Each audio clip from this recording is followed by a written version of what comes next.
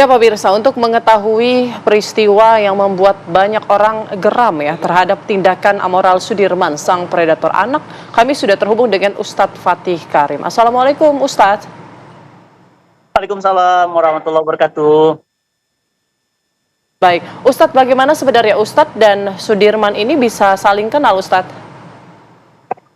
Iya, yang pertama saya banyak sekali mengisi kajian, terutama pengajian ibu-ibu majelis taklim di Tangerang Selatan. Berapa kali saya mengisi kajian di Tangerang itu 2 atau 3 kali, seingat saya. Beliau datang dan menemui saya dan meminta untuk membantu membuat video dan mendoakan dia akan bangun pesantren untuk anak-anak yatim dan duafa, anak yatim piatu yang tidak punya ayah, tidak punya ibu, bahkan mereka tidak punya kemampuan untuk biaya pendidikan di usia usia SD dan SMP. Beberapa kali saya mencoba untuk menolak karena gaya dia itu membuat saya jijik sejak awal, jujur saja. Kenapa jijik? Karena necis, gayanya memang perlente, ya necis, tapi menggunakan jubah, kemudian selalu menggunakan kacamata yang agak gelap begitu, dan agak gemulai begitu ya, maaf ya, agak gemulai gitu. Sehingga saya mencoba untuk nggak berdekatan gitu. Makanya pernah ada foto yang beredar juga saya mengambil posisi jauh gitu. Karena saya terasa vibes-nya, frekuensinya beda gitu. Tapi karena berulang kali meminta video, akhirnya saya buatkan video penggalangan dana untuk pesantrennya. Dan waktu itu tanahnya masih kosong. Alhamdulillah setelah kita buat video, lama nggak ketemu, pesantrennya selesai. Dan ternyata pesantren itu jadi sarang iblis yang kemudian dia bangun kerajaan iblis di sana. Dia melakukan tindakan-tindakan yang biadab, dan saya sangat kecewa, terus terang sangat hancur. Sudahlah saya kecewa karena endorser saya itu digunakan untuk kejahatan. Yang kedua, kebiadabannya luar biasa. Lebih dari 27 anak disodomi, kemudian laporan yang saya dapatkan dilakukan terang-terangan, kemudian anak-anak di bawah umur bahkan mengalami kerusakan di bagian anus. Saya terus terang marah besar dan sangat kecewa, dan saya berharap pemerintah, terutama DPR yang baru dilantik dan juga kementerian, saya berharap ini ada hukuman yang membuat efek jera ya. Baik.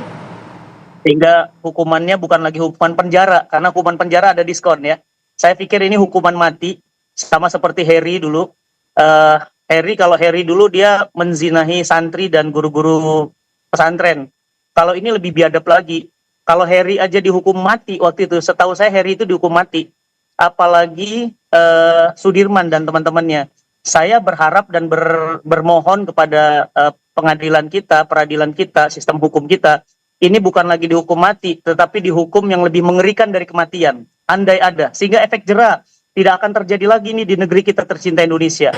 Saya bisa merasakan bagaimana hancurnya perasaan anak-anaknya, orang tuanya, dan kami juga sebagai donatur.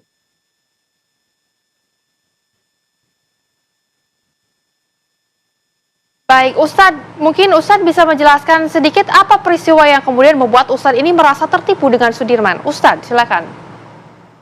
Ya, karena di antara kami, di antara para ustadz itu biasa saling membantu menggalang dana dalam bentuk video, ya.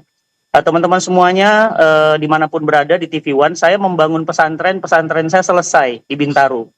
Saya membangun masjid di Jepang, masjidnya sedang dibangun di Yokohama. Saya membangun pesantren tahfiz tunanetra selesai. Jadi semua proyek-proyek pembangunan masjid, pesantren dari Indonesia bahkan sampai ke Jepang semuanya selesai. Sehingga mungkin publik percaya pada saya, sehingga menggunakan video saya itu ternyata digunakan di jalan kebiadaban. Itu yang bagi saya menyakitkan sekali, sangat menyakitkan sekali, dan saya tidak akan pernah mau mengampuni ini. Saya tidak menyangka sebiadab ini gitu. Baik. Baik Ustadz, memang dari awal sebetulnya Ustadz sudah curiga ya, sudah geli begitu dengan gelagatnya yang gemulai begitu ya.